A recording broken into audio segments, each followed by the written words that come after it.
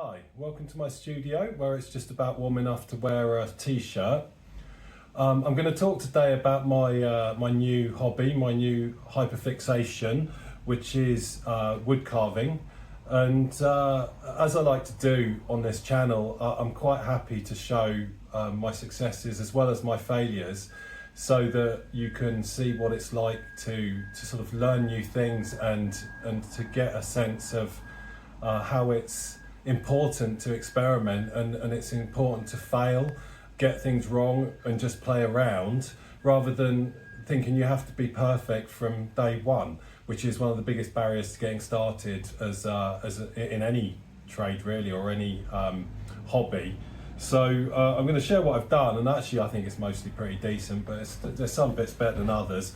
But just before I do that, just a quick introduction to the tools. I got this thing. It is a cheap Amazon bought zero brand rotary tool. I got an Amazon voucher as a Christmas present, which is quite a nice Christmas present because I'm impossible to buy for, and almost on a whim bought one of these. I can't honestly remember why I decided to do it. I just sort of did, and I bought it. I think this was 25 quid. And it came with some bits. These are the bits here, and was like, well, okay, I've got this, what am I going to do now? Well, I've got loads of bits of wood hanging around the place. There's tons of it in the corner over there. I've got piles of it down here, and I was like, well, I don't quite know. I didn't even bother consulting YouTube as to what I'm supposed to do with this. I just sort of looked at the stuff that I had, the bits that I had, and thought, well, let's give something a go, shall we? And pulled out some bits of wood that I knew I could sacrifice and started just playing around. And so this is, really simple. Let me find a bit of wood. So I'll go and get a bit of wood. There's a bit of crappy old wood that I've got hanging around, and it's as simple as turning it on and carving bits of stuff out of it. You can't see much there.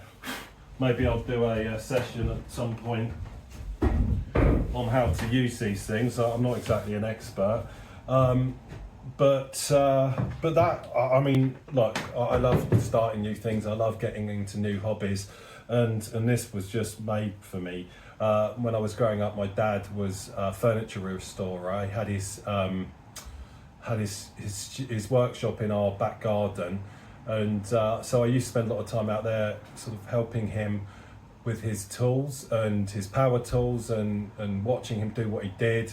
And I used to love the smells, I used to love the experience, I used to love the tools, but somehow I never really got into it. I think, well, that's my dad's thing. I'm going to do something different. And he died when I was 19, and I think that sort of put an end to any of it.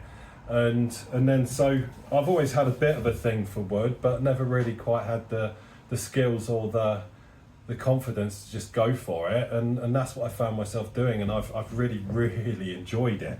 And whether any of this is any good is I'll leave to the viewer. But as ever with me, it's all about the process, and I'm loving the process. So I got some drill bits that came with it. There is sawdust everywhere now because I'm a messy bastard. And I built this little, I just found another chunk of wood from my box, because I found myself with piles of drill bits and I was losing them, and they were rolling all over the place.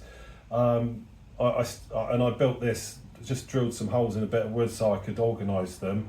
I got some crappy bits that came with it, with the device, and they were virtually useless. So literally the day after I bought it, I ordered some more. And I've got some much better ones now, and a much broader range of stuff. And then I bought again some more. They're only like £5 a pack from Amazon, or even whatever your local hardware store. You can buy the more expensive Dremel bits, and they have a much sort of more sort of professional range of stuff, but it's a lot more expensive, and I'm not quite there yet. And I don't even know what most of these bits are supposed to do, and so I've been just experimenting. And so what was I going to do? Well, I wasn't going to start by trying to carve, you know, three-dimensional sculptures out of a massive chunk of tree. So I was like, well, I've got some bits of flat wood. These are old shelves. I tend to just pick up bits of wood here and there because I can paint on them. I can use them for shelving. I've built shelves, things like shelves, bookshelves in my house and stuff with it. I'm not very good at this stuff. It's usually a case of drill some screws into something, try and make it as secure as possible and as strong as possible, and then just go for it. They're all quite ugly, but if they're going to be covered in books, I ain't bothered. So so I've always got these bits of wood, and I keep offcuts. I'm a hoarder. I don't like to throw anything away, and so I had some bits of wood lying around, and so what do I do? Well, I'm not going to do 3D sculptures quite yet. I probably should start a little bit simpler. So I've kind of just superimposed what I do onto this hobby, which is to make pictures of stuff. I tend to work with quite heavy outlines and quite strongly representative images anyway. And so I had to sort of think a little bit about what could be represented on words, given that I would have much less sort of scope in terms of graduated shading, for example, contrast, colour, all those things. So it's going to be quite line orientated. Now, I'm not saying you can't do all those things with wood. I'm just not anywhere near there yet. Let's keep it simple, folks? And so this is what I did, and so here's a few. I do this by, and here's a bit of an example. I sort of print out I haven't done this one yet, or this over here, print out various things that I found on the internet or drawn. I use carbon paper to trace down onto the wood and go back over it with a pen so I don't lose the shape, and then just go into it with this thing. And so here's a few that I've done. There's a beetle. I've been taking images I found, but also adding my own flourishes to them. I've started to get really into adding all these symbols into my artworks, both the painted ones and the wood ones. So you'll see the same motifs, like the little alien face and some of these little symbols turning up everywhere. So that was one of the early ones I did. I really like that, although I'm not sure about the finish. Some of these bits of wood, given I've just glued some, I guess you'd call them planks of wood together with wood glue, and they're very knotty, very sort of uneven, and I quite like that. But again, the finish on this is not what I need. I haven't finished it, I haven't varnished it or anything like that. So there's still a bit to go on this, but as a base, I really like that. Some less successful ones, I don't mind this. I've not really finished it. I don't know. The problem is with carving out wood is that it's not very forgiving, which is sort of not conducive to how I work. In that if you go outside the line or you make a mistake, it's very hard to repair that. And so this one sort of, it all got a bit woolly. And I've been trying to sort of pull it back, but you can't pull something back by taking more away from it. If what you want is for it to feel more precise. So I've just been using this as a bit of a testing ground. It's got this motif which I'm using everywhere now, which is really just a portion of my art signature that is my initials in a little circle. I really like that, and that's on my website and stuff, so it's not a new thing for me. It really lends it's well to the carving form. This is one of my more recent ones, which I sort of like. It's not quite there. I've been experimenting with colouring it with all of these pieces with my acrylic inks, my acrylic paints, and they can stain a lot and create this sort of unevenness on the woods with the grain, which is really hard to control. And I'm still finding my feet on that, and I don't know whether that's finished, but it's not up to it yet. And I'm a little bit annoyed because I've done a lot of this stuff in here, and I thought it was better actually without all the colour in it. And taking the colour back's really hard, so I'm going to see if I can recover some of the original there.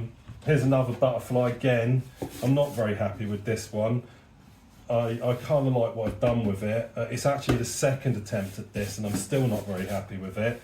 It's got carbon dust all over it, so I was trying to give it a bit of a metallic sheen.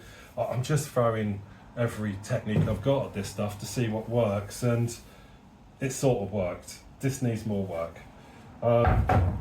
Another very recent run, just really superimposing my sort of normal painting style on this, and it really is a sort of a line drawing, and it feels a bit lazy to me, but on the other hand it's quite interesting and nice and different, and I like letting the grain of the wood show through. We've got my little signature motif down there at the bottom.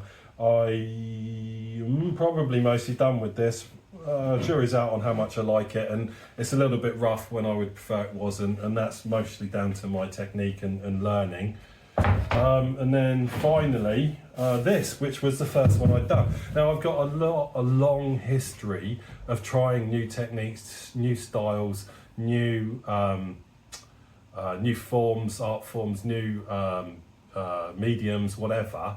And either the first or one of the first things I do is really good, and I spend months, if not years, trying to do something that good again.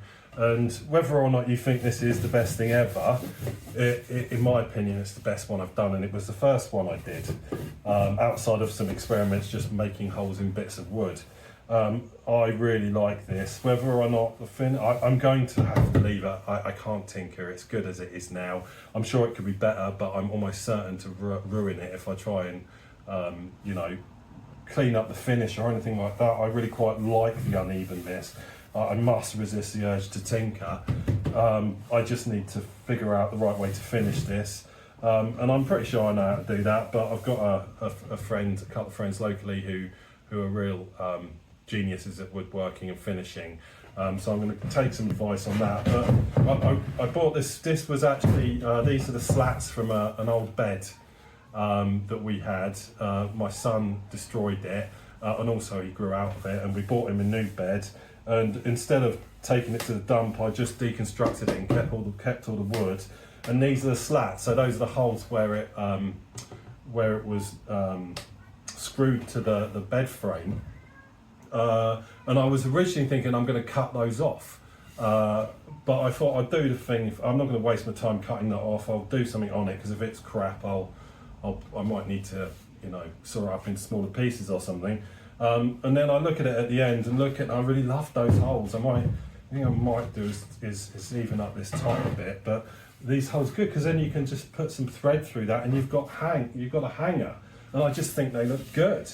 And so, don't throw things away, folks. This is a really nice piece of work. I will sign it. So I'm going to put the little sigil on it somewhere. Must resist the urge to tinker. But if I can produce any more like that, I'll be an happy man, right? So if anyone spots me trying to tinker with this, please send someone around my house to restrain me. And I'm just going to keep going. I've got a pile of wood down there. None of it's cost me any money, because it was always all wood that I already had, or stuff that I've salvaged. And there's more wood around this place that I'm pretty certain is going to go to the dump. Otherwise, I'm picking bits of stuff up as I walk around. If I see a skip or something that's got any half decent looking wood, providing something isn't rotten right through, you can recover some pretty far gone bits of wood. I picked up a log from one of my neighbours the other day, like they had some tree surgery done. Got to let that dry out, and then I might try some 3D stuff with that. And I'm just going to be a scavenger. I still can't really afford to buy new canvases and stuff. If I can get free canvases, then all the better. This is, like actually turning out to be a cheaper hobby than my usual one. Whether it's more saleable or not, I guess we're about to find out. I'll try and list some of these online in the next week or two, and we'll see. If you like it, buy it. But otherwise, I'll check in sometime soon and show you if I've got any better, or if I managed to ruin any of these, or destroy any more bits of wood. Enjoy, bye.